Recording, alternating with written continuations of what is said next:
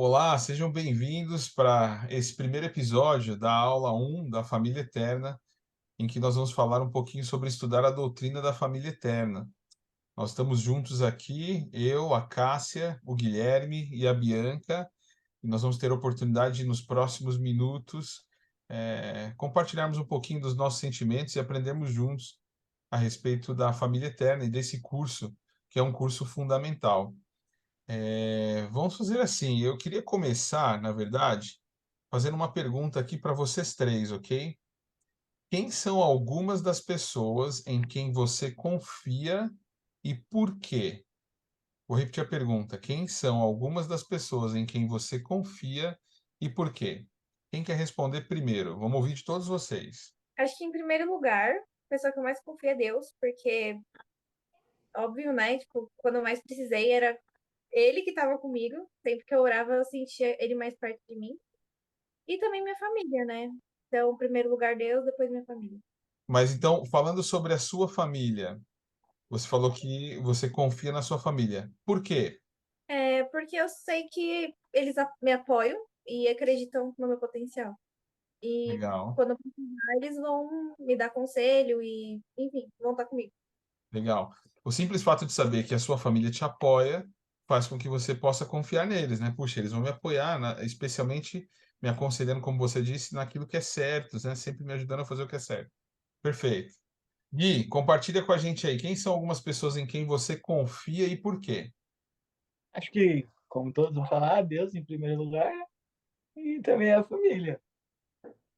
Boa. Por que que você confia na sua família? É porque acho eles são o meu alicerce. Quando a gente está em momentos de dificuldade, eu sei que eu posso recorrer a eles. No momento que eu estiver triste, no momento que eu tiver com alguma dificuldade, eu sei que minha família vai estar para me apoiar, eles vão estar de braços abertos. Legal. Quando a gente fala sobre alicerce, traz até a ideia de segurança, né? Então, ou seja, você pode se sentir seguro com eles. Interessante. Cássia, quem são algumas pessoas em quem você confia e por quê? Vou fazer um ranking. Eu confio muito na minha mãe. Eu acho que cheguei a comentar isso na aula. Antes a gente não tinha um laço tão forte, né? Por conta da criação e tudo mais, algumas dificuldades que ela teve na infância com os próprios pais dela, né? E aí a missão, por mais da distância, parece que quanto mais longe você tá da pessoa, mais perto você fica dela. Então, durante a missão, a minha mãe se aproximou bastante disso até hoje, né? Então, eu confio nela de olhos fechados. Não que eu não confiasse antes, mas que antes, se eu tivesse alguma coisa para contar, eu ia contar para as minhas irmãs. Eu não contaria para ela, agora não. Agora eu posso contar tudo para ela. Muito na Jaqueline, que ela não assiste esse episódio, né? Para não ficar se gabando depois. E eu tenho uma melhor amiga também, que é a Evelyn.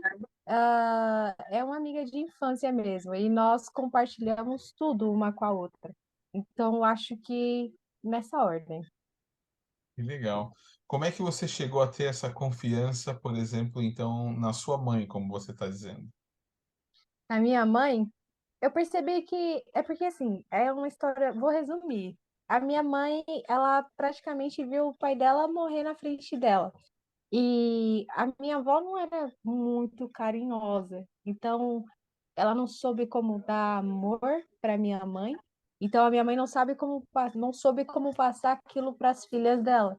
Então, por mais que a gente se ama, ela é muito de servir, sabe? Tipo, eu te amo, então eu vou fazer isso por você.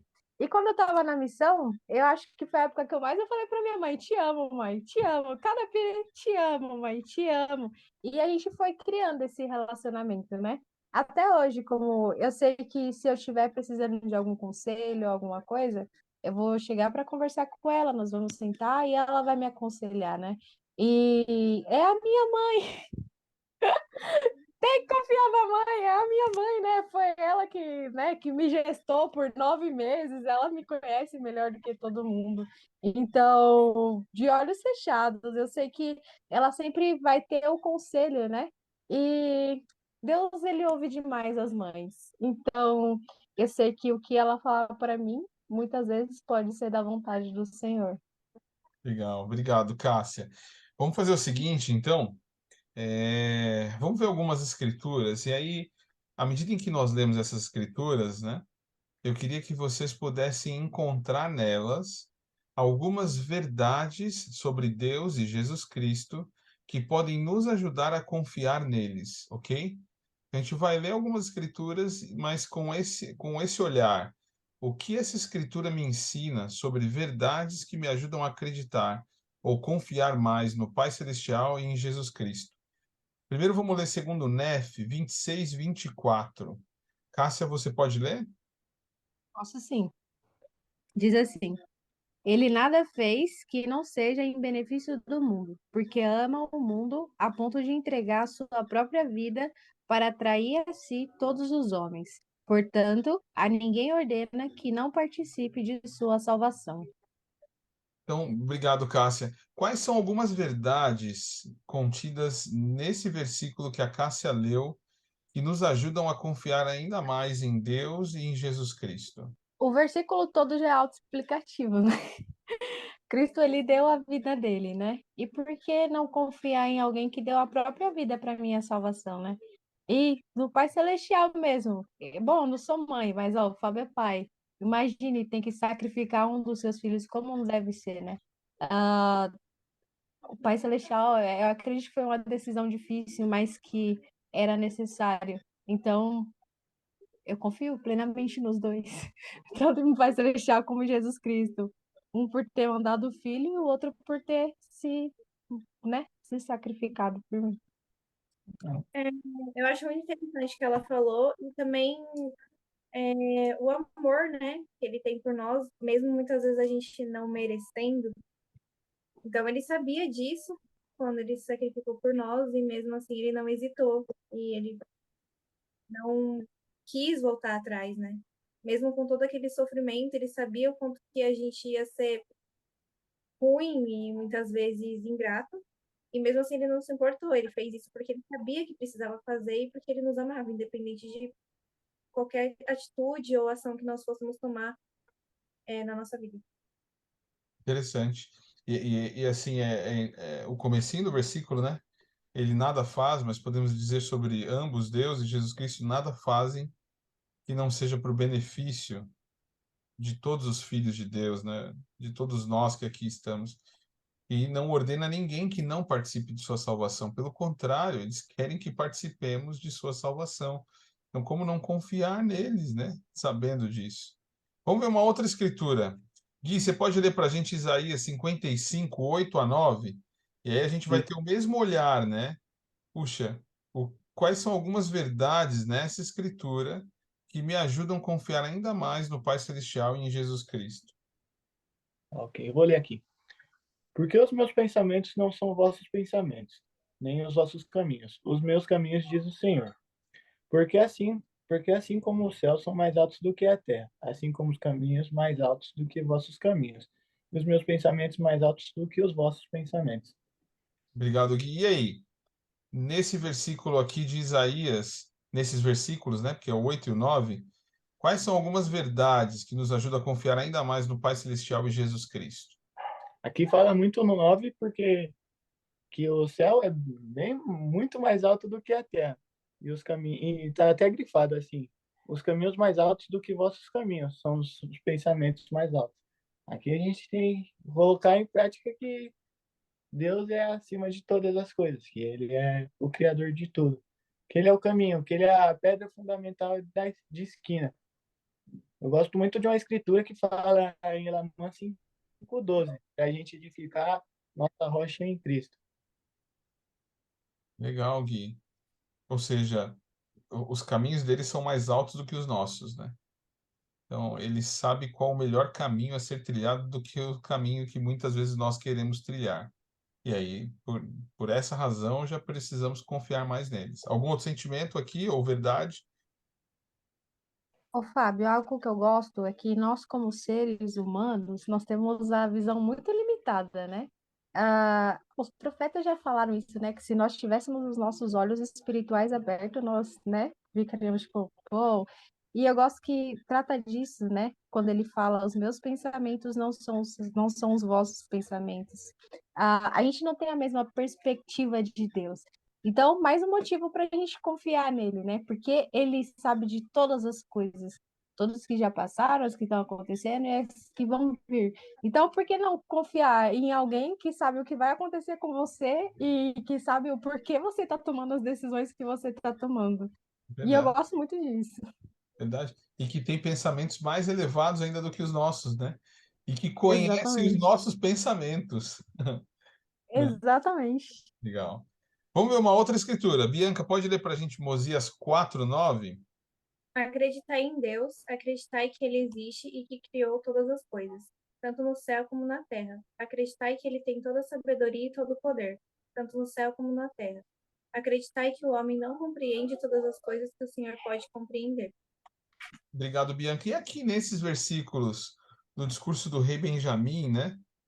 Quais são algumas verdades que nos ajudam a confiar ainda mais em Deus e no Salvador Jesus Cristo?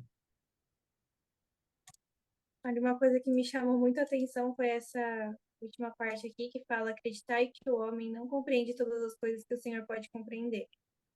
Por quê? Porque muitas vezes eu mesma já achei injusto algumas coisas que aconteceram, sendo que eu queria muito que fosse totalmente ao contrário.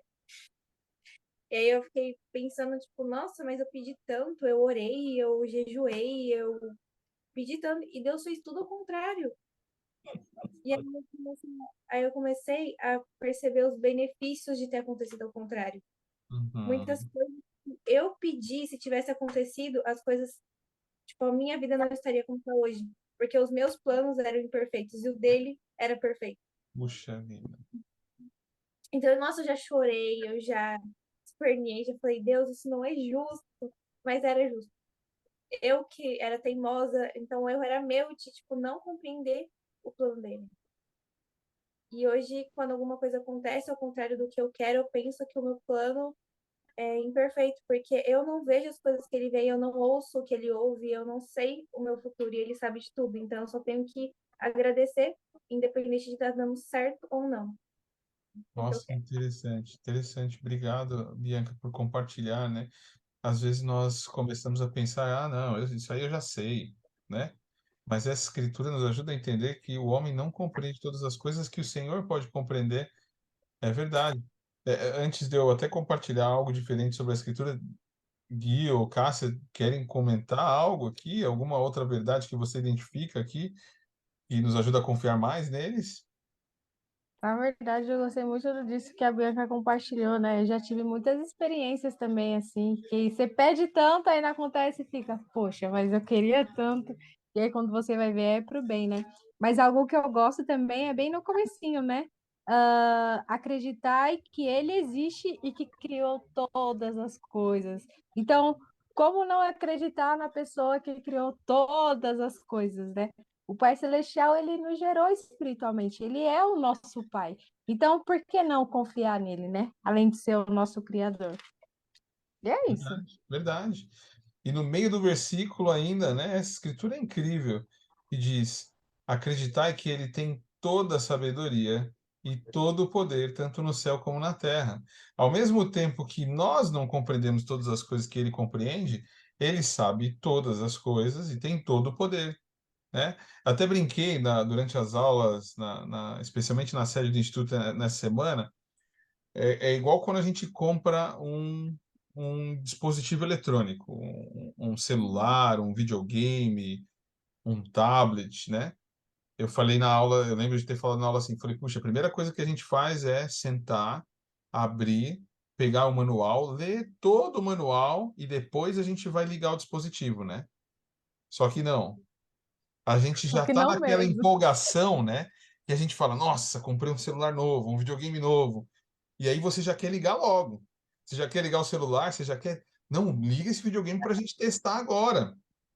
E aí você consegue algumas funcionalidades, porque você conhece um pouco, né? Você tem uma visão assim geral de como é que funciona o videogame ou o celular, mas chega uma hora que você trava, talvez em um determinado recurso que ele pode te oferecer. E aí você fala, caramba, será que está com algum problema? Será que, sabe, isso aqui não está funcionando direito? Aí até brinquei depois na aula de novo, né? Eu falei, aí você vai para o manual, né? Não, você não vai para o manual. Hoje em dia você vai para o YouTube, porque tem alguém que gravou um tutorial porque ele passou pelo mesmo que você está passando. Agora, se não tiver lá no tutorial, você vai ter que pegar o manual. E por vezes você pega o manual, né? E você fala, nossa, tá aqui, ó. É porque é assim que funciona. Você tem que proceder dessa forma para poder realizar isso. Então, às vezes, nós temos tanta confiança, né? Assim, pensando, a gente sabe como resolver ou como fazer isso. E não dá certo. Mas a gente sabe quem tem toda a sabedoria ou todo o poder. E aí a gente pode recorrer, deve recorrer, e como não confiar, né? Esse é o ponto. Como não confiar em alguém que sabe? Quando a gente não sabe algo, a gente busca alguém que sabe. Nem que seja, falando desse exemplo, né? Indo, bom, vou lá no YouTube, tem alguém que sabe, porque já conheceu, ou aprendeu por experiência própria, né? Então, uma das grandes evidências do amor e da sabedoria do Pai Celestial em Jesus Cristo é exatamente a doutrina da família eterna, né? Nossa confiança neles e no plano do Pai Celestial pode nos ajudar a navegar nas diferentes visões de mundo em relação às questões familiares. O mundo muitas vezes vai nos dizer algumas coisas sobre as questões familiares, mas que a gente sabe que Deus, que tem toda a sabedoria e que criou um plano de salvação, que criou um plano para as famílias, vai ter uma direção que nós precisamos ter a confiança na sabedoria e no conhecimento daquele que conhece todas as coisas, né? Então, qual que é o valor de confiar, então, na sabedoria e na perspectiva eterna do Pai Celestial e Jesus Cristo, ao invés de confiarmos na sabedoria e na perspectiva do mundo em relação à família? O que que vocês acham? Qual que é a diferença de confiarmos, então, na perspectiva eterna deles sobre a família, ao invés da perspectiva que talvez o mundo tenha nos apontado hoje? Fábio, uma coisa que eu gostei, né? Você já falou. Perspectiva eterna. O mundo não tem perspectiva eterna porque o mundo não conhece o eterno, né? Então, eu acho que já tá aí, já começa por aí, né? O Pai Celestial não é algo, também algo para essa terra, mas é além disso, é para depois daqui, né? E o mundo foca muito nas coisas que vão ser agora, no momento, né? Tirando que a doutrina do Senhor é uma só e ela não muda. E eu me sinto muito segura com isso. Porque eu sei que o Pai Celestial quer que nós possamos ter nossas famílias, né? Que nós possamos o selar para toda a eternidade. E o mundo não, até que a morte o separe. E é tão triste pensar que quando você morrer, você não vai ver sua família. Eu já me dá desespero só de pensar, tipo, não, pera aí, não pode ser assim, não tem que, a morte não tem que ser o fim, né? Então, eu gosto dessa perspectiva eterna, de que é sobre eternidade e não sobre morreu, acabou. Interessante, legal, obrigado, Cássia. Eu costumo dizer nas aulas, né, que a frase mais triste que existe nesse mundo é até que a morte separe. Como assim, né? Por que Deus permitiria que a gente viesse a essa terra, vivesse com pessoas, convivêssemos com pessoas que nós amamos tanto, que desenvolvemos esse tipo de relacionamento para depois tudo acabar, né? E tem uma diferença muito grande de ter a perspectiva eterna que eles têm de família daquilo que o mundo pode pregar, é verdade.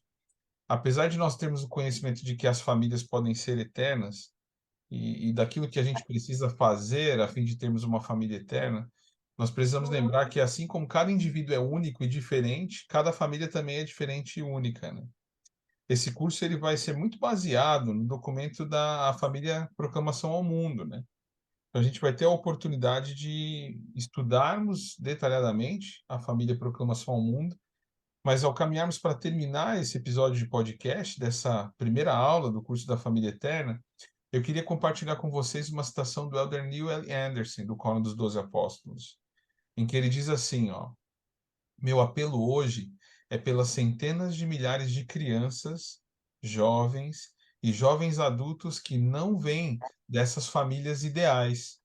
Falo não apenas do jovem que sofreu pela morte, pelo divórcio ou pelo enfraquecimento da fé de seus pais, mas também das dezenas de milhares de rapazes e moças em todo o mundo que aceitam o Evangelho sem que sua mãe ou seu pai os acompanhe na conversão à igreja.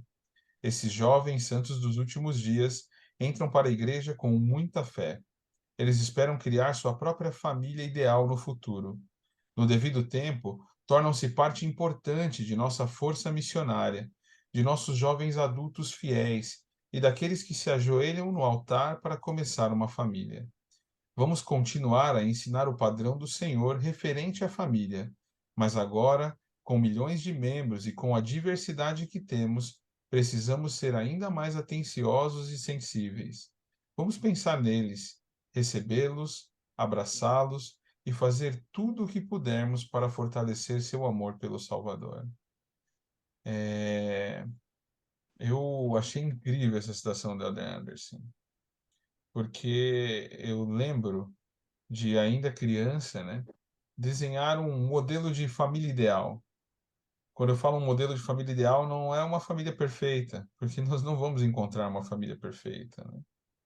Mas eu queria, sim, poder constituir uma família, encontrar alguém que pudesse ser minha companheira eterna, ter filhos. Eu sempre ansiei ser um pai e poder desfrutar com os meus filhos, até mesmo de algumas coisas que eu não tive oportunidade de desfrutar, por exemplo, sem ter a figura do meu pai, né, comigo.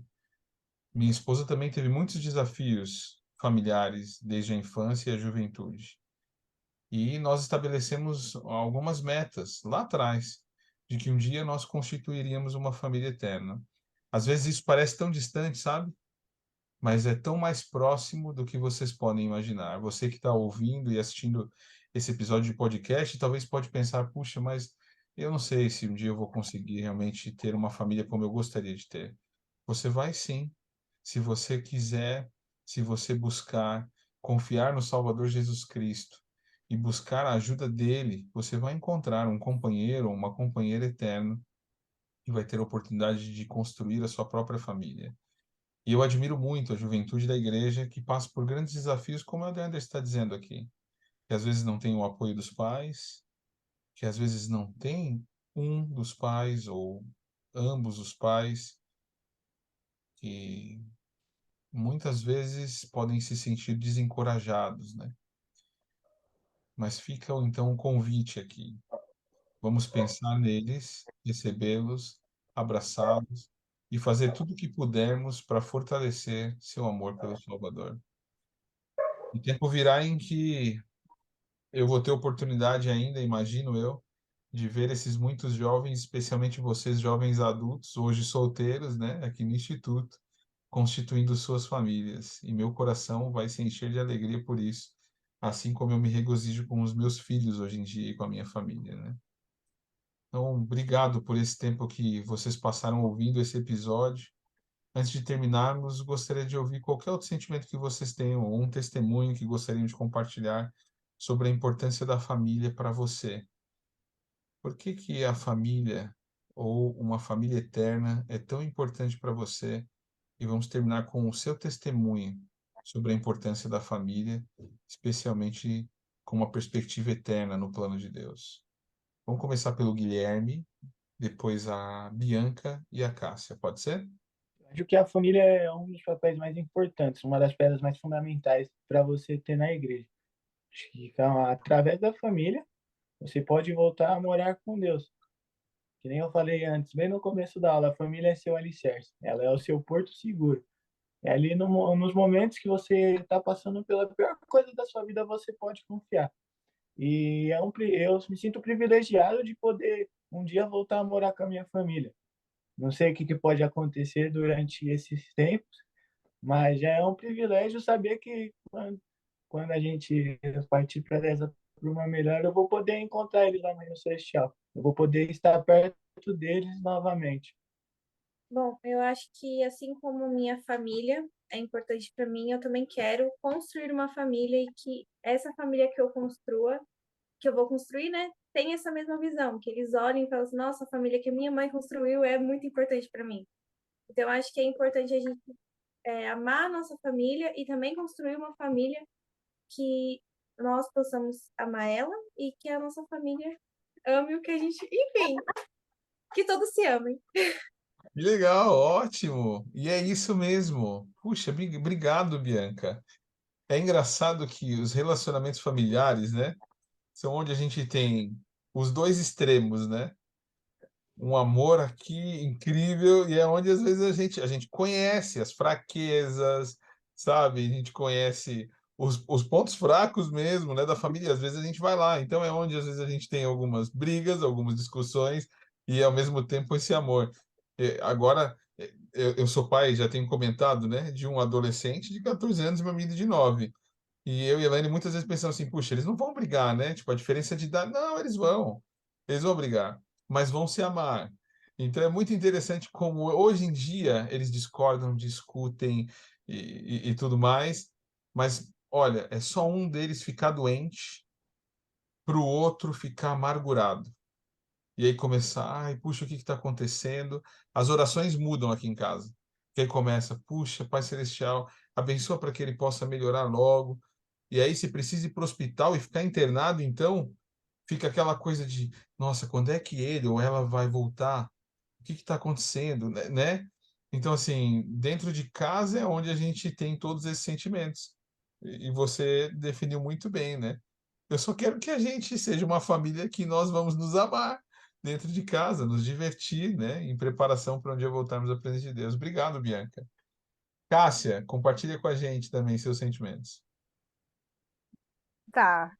Se fosse um tempo atrás, eu diria, não, Fábio, vamos ter uma família.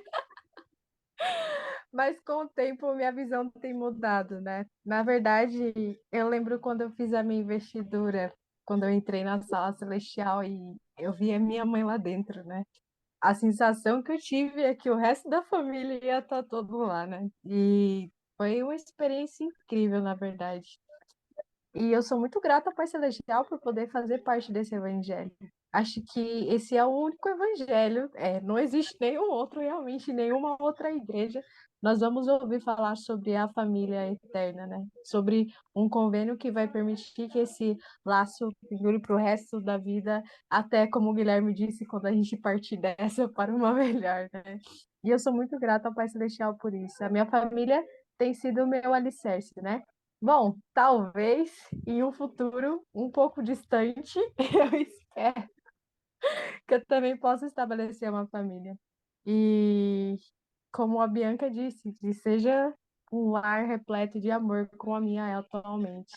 E eu sou muito grata. E isso que o Fábio falou sobre os extremos é bem real. Eu vivo isso com as minhas irmãs e é bem nítido. Tipo, quando uma tá doente, tipo, nossa, você tá doente, você cuida. Depois que melhora, não, sai daqui. A minha irmã mesmo, eu fui pro Crejas, festa, que não sei o que. Eu cheguei, ai, senti tanto sua falta. Você para de ser falsa. Mas é muito bom. Eu me divirto muito. Eu acho que deve ser difícil você não ter uma família, porque é muito divertido ter É irmãos verdade. e dar risada, e até mesmo as brigas, às vezes também para dar um pouco de emoção, né? É verdade. É verdade. O Fabinho foi para um acampamento dos jovens também. E a Esther teve a capacidade de dizer assim: ai, Fabinho, eu tô com saudade de você até para a gente brigar. Então é muito engraçado. Ah, obrigado pelo tempo de vocês, obrigado pelo tempo de vocês que estiveram ouvindo ou assistindo esse episódio de podcast, né? E eu só quero, na verdade, testificar de que verdadeiramente nós podemos ter uma família eterna. O título desse curso é real para todos nós, de que podemos ter uma família eterna. E por causa de Jesus Cristo, isso tem se tornado possível. Vai ser incrível, podemos ter ainda outras 14 aulas para falarmos um pouco mais sobre a importância da família eterna, sobre a importância do cuidado, da responsabilidade de pais, mães, filhos, dos filhos de Deus e de como devemos tratar os filhos de Deus e amá-los também. E nós vamos ver tudo isso durante esse curso da família eterna. E gostaria de deixar essa primeira aula, esse primeiro episódio do curso da família eterna, em nome de Jesus Cristo. Amém. Amém. Amém. Amém. Obrigado, pessoal. Obrigado vocês que ouviram. Obrigado, Bianca, Cássia e Gui. Nos vemos em breve na sede do Instituto ou nas aulas de podcast. Tchau, tchau. Tchau. Tchau, tchau.